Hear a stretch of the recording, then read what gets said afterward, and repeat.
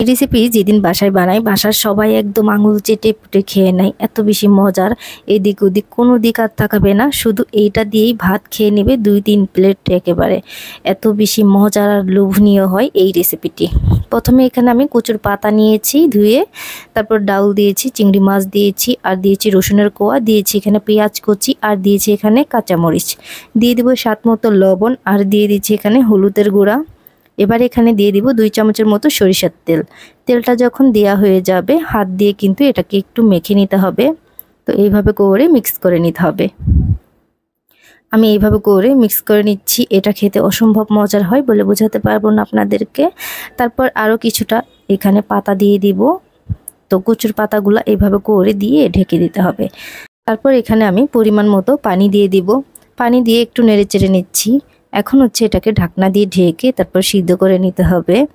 তো চুলার আঁচটা কিন্তু মিডিয়ামে রাখতে হবে, হাই হিটে রেখে তারপর জাল করা যাবে না। তো মিডিয়ামে রেখে আমি এগুলাকে সিদ্ধ করে নিচ্ছি।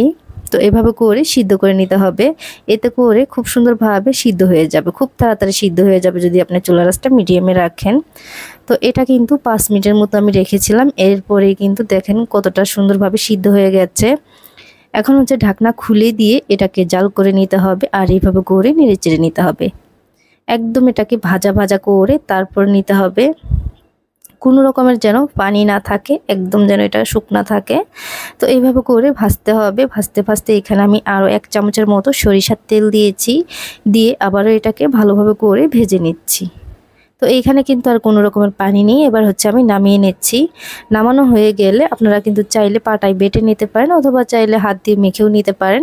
তো আমি এইভাবে করে মিক্স করে নিচ্ছি যাতে চিংড়ি মাছগুলো দানা দানা না থাকে, খুব সুন্দরভাবে যেন মিক্স হয়ে যায়।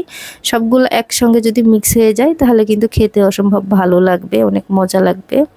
তো এবার হচ্ছে এখানে কিছুটা লেবুর রস দিয়ে দিব, দিয়ে আবারও আমি মেখে নিচ্ছি। এভাবে করে মেখে নিলাম। তো এতে কিন্তু অনেক অনেক মজা হয়। সবাই অনেক ভালো থাকবেন। আজকের মতো এখানেই বিদায় নিচ্ছি।